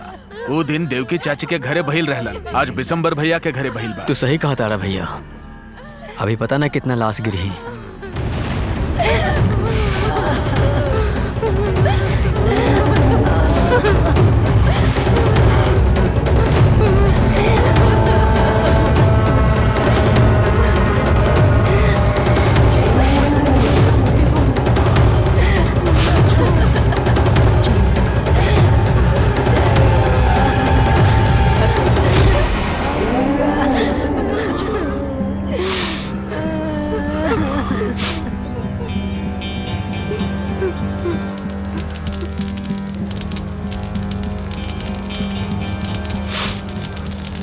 पुलिस स्टेशन में रिपोर्ट लिखा दिल जाए। चुप रहो। एफआईआर में काली खोई बा ये कि हमरे लोगों शेर जैसन बेटा के तू लड़की मार दिली सा।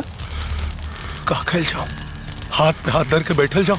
चिता के आग तो शमशान में बुझा जाई, लेकिन हमरा दिल में बदला की आग हमेशा जलत रही। समय का इंतजार करा। छोड़ना जी बाबूजी ओकनी।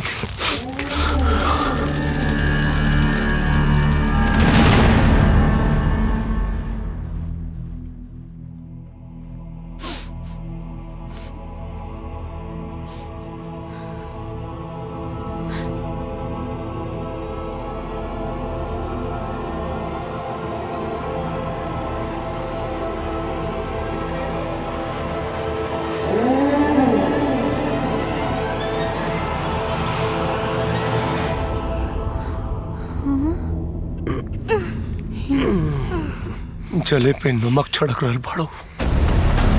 हमरा भाइयन के मार के और आज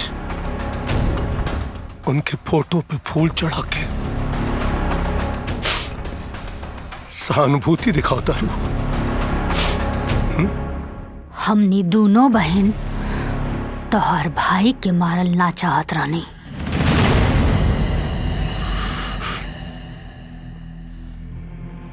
तोहर भाई अपन बड़ भाभी से बात करे के संस्कार भुला गए रहे।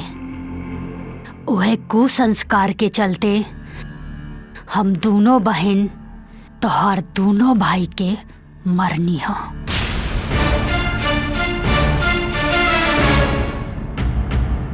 जब जब औरत के सम्मान के आचर जब मर्द फाड़ेला ना, तब तब औरत काली और दुर्गा के रूप लेवेली।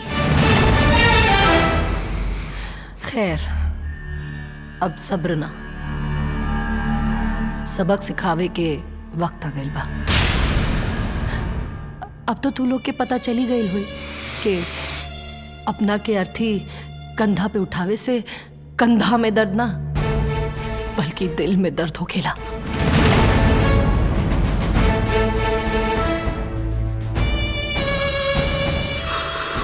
और एक बात याद रखे काली, औरत के कमजोर समझे की गलती दोबारा मत करिया। हक देबा ता रामायण होई, हक छिनबा ता महाभारत होई।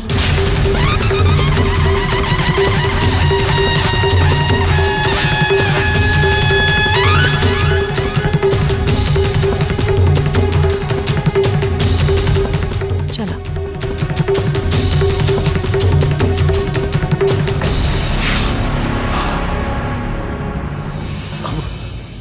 अब महाभारत ही हुई, अब महाभारत ही हुई।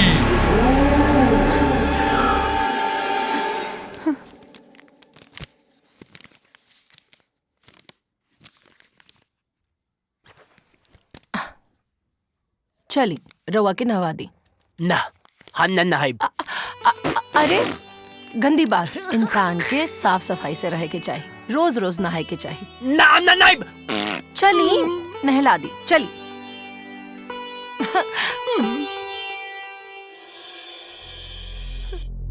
अमर बेटा। प्रणाम माँ जी।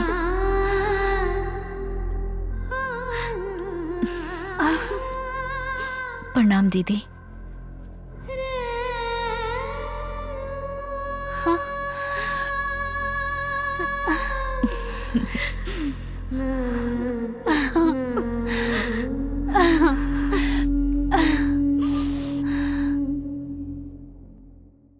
जुताई वाला जितना पैसा बा ओकर हिसाब हो गइल बा, फिर भी एक बार खेती वाला हिसाब।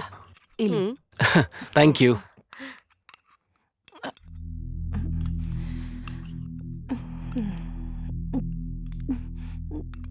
ओनी के कोनो बैंक अकाउंट में? अरे का भइल दुल्हन? का भइल? तबीयत ठीक बानू? डॉक्टर बुलाई का? ओकर कोनो जरूरत नहीं है। रवा दादी बने वाला बनी।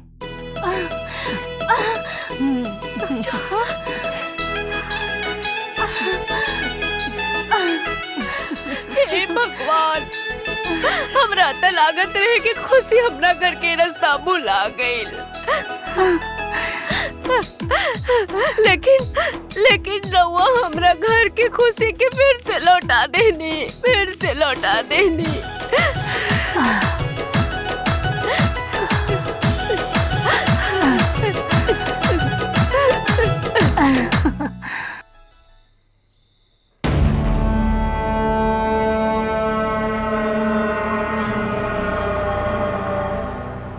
गांव में लड्डू बटाता पगला बाप बने वाला। अरे धरती कब फटी बाबूजी, जब सारा प्लान चौपट हो जाई तो हार। ए बाबूजी, तोहरा से कुछ होई ना? तू खाली मनहूस नियन कपारे पे हाथ रख के बैठल रहा बस। उन्हन के देखा, सारे दिन दूना रात चौगुना तरक्की कर रहल बाड़े सन। और वो डॉक्टरनिया धीरे धीरे वो पगला के ठीक करतिया। बाबूजी सोचा, बाबूजी कुछ करा, बैठ के कपारे पे हाथ मत धरा, हाथ धरा।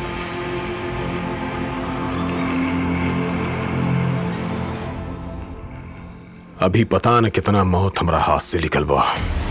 अब की बेर फसल ना पूरा खेती उजाड़ दे, माई और बेटा के एक ही साथ खत्म कर दे हम। अरे बाबूजी, एक बेर वो परिवार के बंस उचलला से पहले अपने दोनों विधवा बहू के भी देख ली। जब पड़ोसी के घर में खून का बरसात होला ना, तब कुछ छीटा अपने घर पे भी पड़ेला। डरवावत आ रे? ना ना, डरावत ना है, आवे वाला खतरा से आगाह करती। अरे हमरा तो डर बा कहीं सफेद रंग हमरा ऊपर न चढ़ जाए। अरे बाबूजी, जब बोली मनहूस है बोली।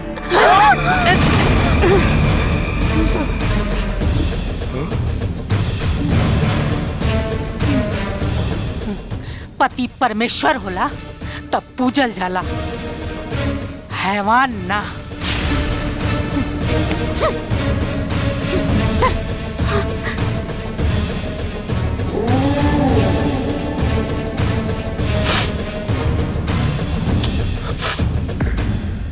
जिंदगी में इतना दुख झेलला के बाद हम तो भुलाइए गेल रहनी कि वापस कबो हमरा घर में खुशी आई। और भी संभार, ऊ तो हमरा घर के चिराग के मिटावे में कौनो कोर कसर नहीं के छोड़लस। ए दुल्हन, हम जीते जी तो हर ये एहसान कबो न भुलाई, कबो न भुलाई। जवन तू हमरा ही खानदान के चांद पे लागल ग्रहण के हमेशा खातिर दूर कर देलू।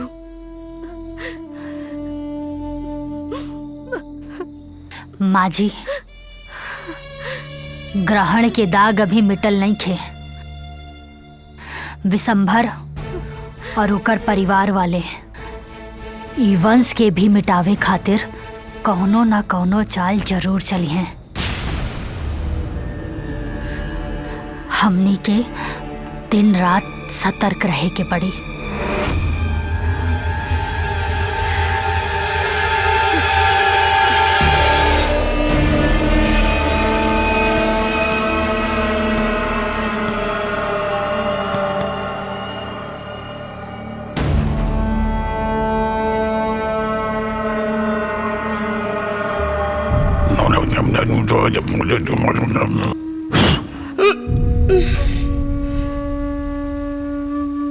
ले जो इन निप्पू की फेंक दी ओकरा ऊपर।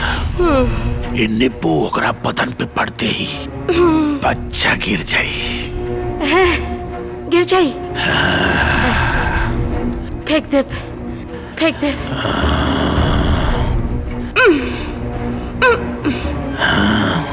प्रणाम।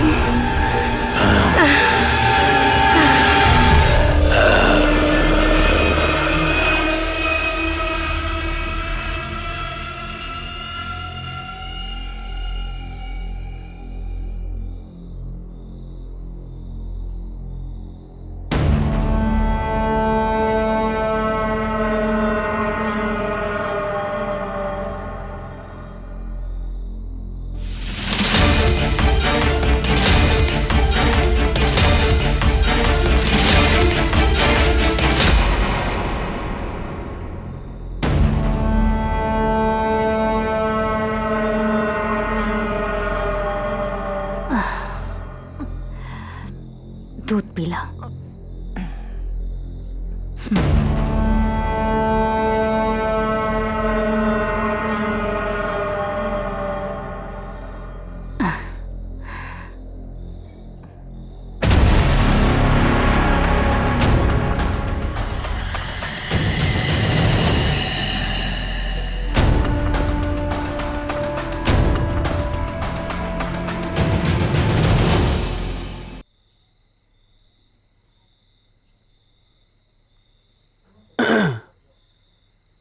सिद्धि,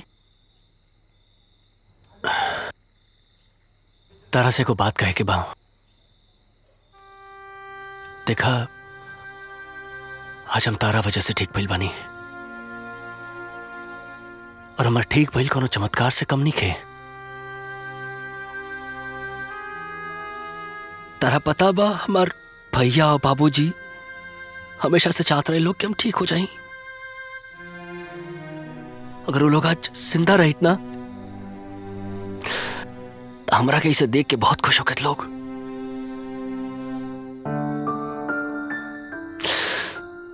तहार हमार भौजी के ये घर पे बहुत एहसान बा। भैया बाबूजी के गैला के बाद भाभी एक घर के पूरा जिम्मेदारी उठा ली। वो तो हमरा खाती थे भी बड़ी यार।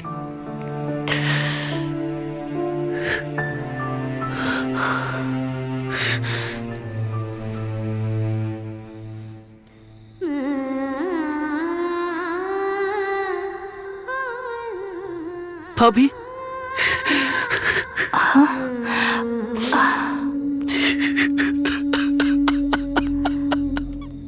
देवर जी, संभाली अपने आप के। रवा की याद बाना कि काल राउर भाई और बाबूजी की बरसी बा।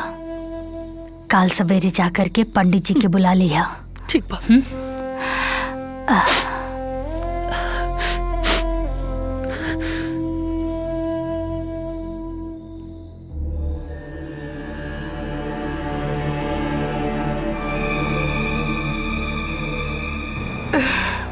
विशंभरवा, कुछ सुन ले हा?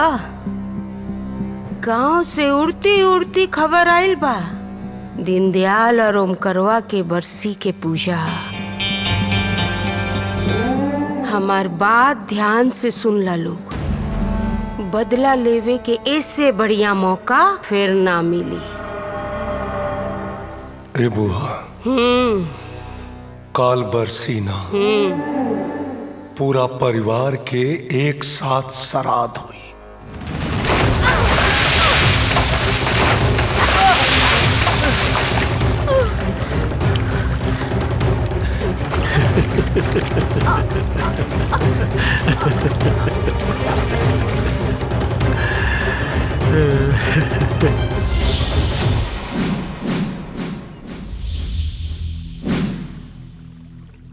साल भर पहले के इतिहास आज फिर से दोहरावल जाई। तोरा ससुर और तोरा पति के यही खेत में मल्ले रहनी, आज तुहनी के मारब हम। जमीन के विवाद ही खत्म। जमीन त तहरा के मिली चाचा, बाकिर उतना ही जितना तोहार चिता जलावे खातिर चाही। रवा हमनी के चचिया ससुर हवे, यही से एगो और मौका देता नहीं। अब भी वक्त बा, आई और माजी के पांव पे गिर के माफी मांग, वरना तू लोग के बोटी बोटी काट के गांव के चील कौवा सन के खिया दे। बाबूजी, अरे क्लाइमैक्स आ गई लो, काय टाइम खराब कर रहा मानी। मारी अग्नि के और कहानी खत्म करी। देखत का बड़ा सन, मारा सारन के मार।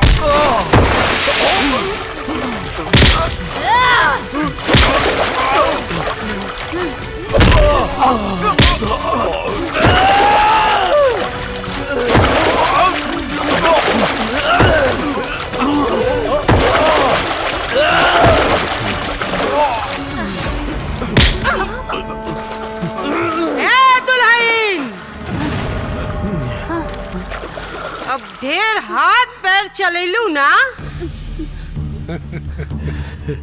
तब भौजी के गर्दन ऐजे काट के गाड़ दे। छोड़ा लोग।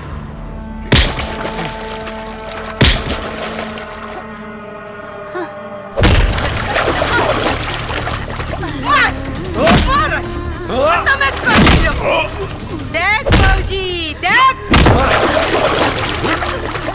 देख तेरे पता लोग कैसे पिटा दिया, तो पागल बेटा।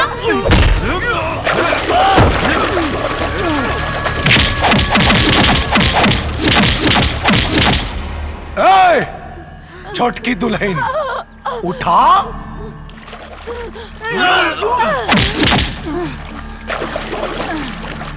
अरे बदला ना लेबू है? हमनी का बोटी बोटी कह के चील कौवन के ना खियाबू। आजे तो पता चली कि केकर मांस चील कौवा खइए। ए बिसम्बर, हमरा बेटा बहू के छोड़ दे रे, छोड़ दे उन लोगन के। तोरा के जमीन चाहिए नू, सब ले जाओ। उन लोगन के छोड़ दे। ए भौजी, ये जमीन हमरा के भीख में ना चाहिए, हम छीन के ले, छीन के। हाँ। ए बड़की माई, इतना जल्दी रोवे लगलू?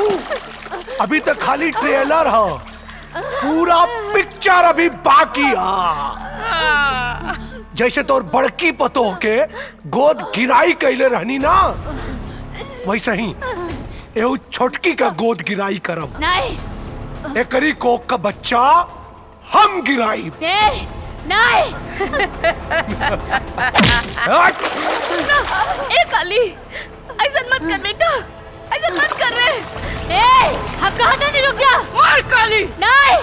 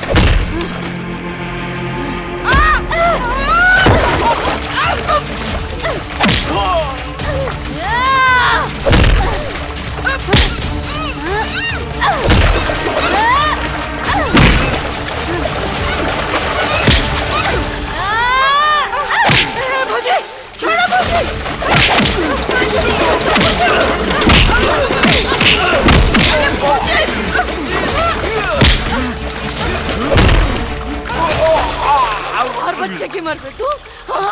हमार बच्चे की मर पे।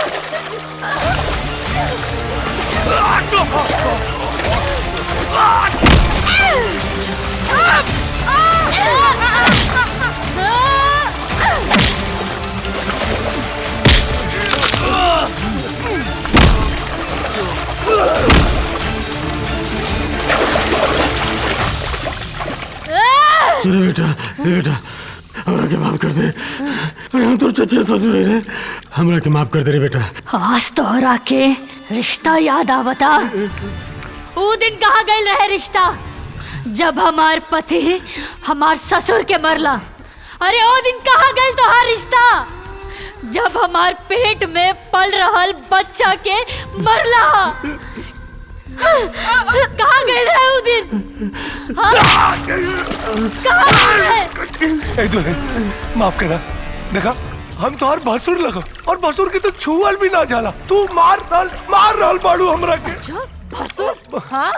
भसुर, तब तोर भाई के ये रिश्ता ना याद आई, जब हमनी की अपना जान पे बिठावे के बात करत रहला।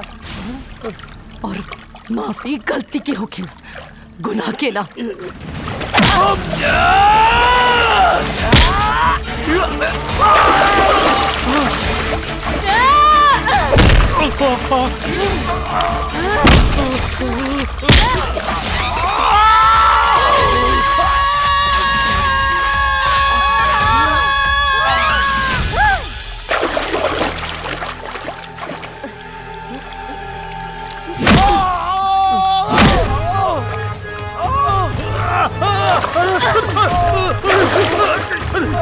अरे क्यों भी संभल के चलो।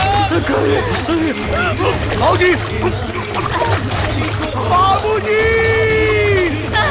अली, ये भी सोना। संभल के, और भी संभल। अरे क्यों भी संभल के चलो। क्यों भी संभल ना, क्यों भी संभल के बाबू।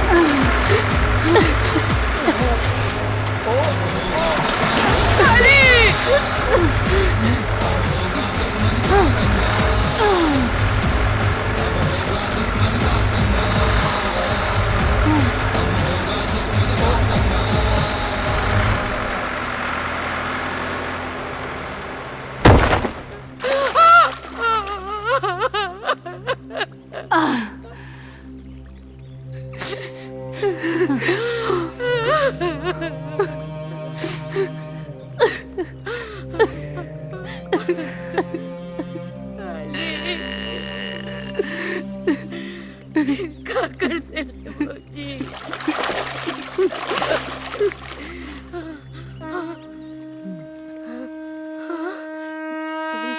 हे दुल्हन, हम ऐसा ना रानिया बिसम्बरवा हमरा कैसन बना देला सब।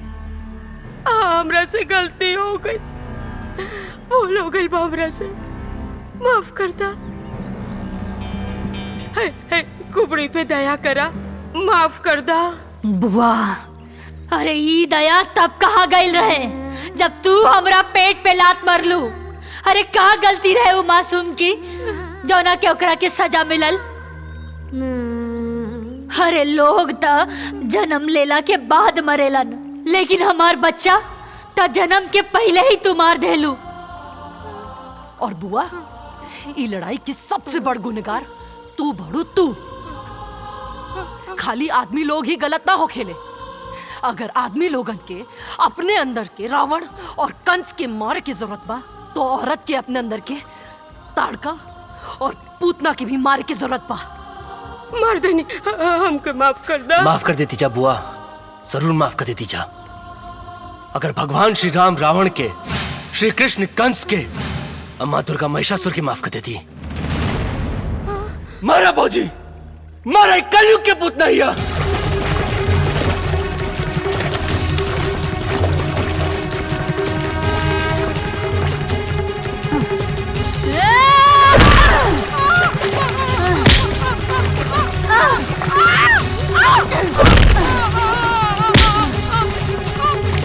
छोड़ दो हमरा के, माफ कर दो हमरा के, छोड़ दो दुल्हन। माफ कर दी? चला ठीक, माफ कर देता हूँ तुम्हें और छोड़ देता हूँ।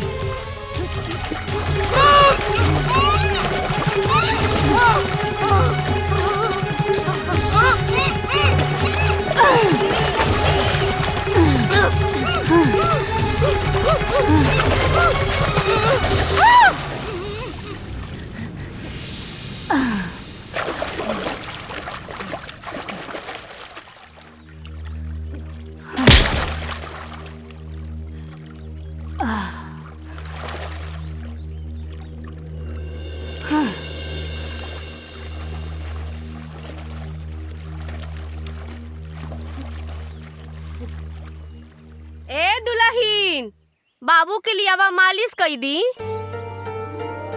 सिद्धि, अरे बाबू के जल्दी से लेके आवा, सब तैयारी हो गई बा। आ गई नहीं हम। हमार बाबू के मालिश हुई। अरे आजा आजा आजा आजा, अपन बाबू के मालिश बाबू के बड़ मम्मी करी। हाँ। आपन पसंदीदा फिल्म देखे खातिर डाउनलोड करी दंगल प्ले ऐप।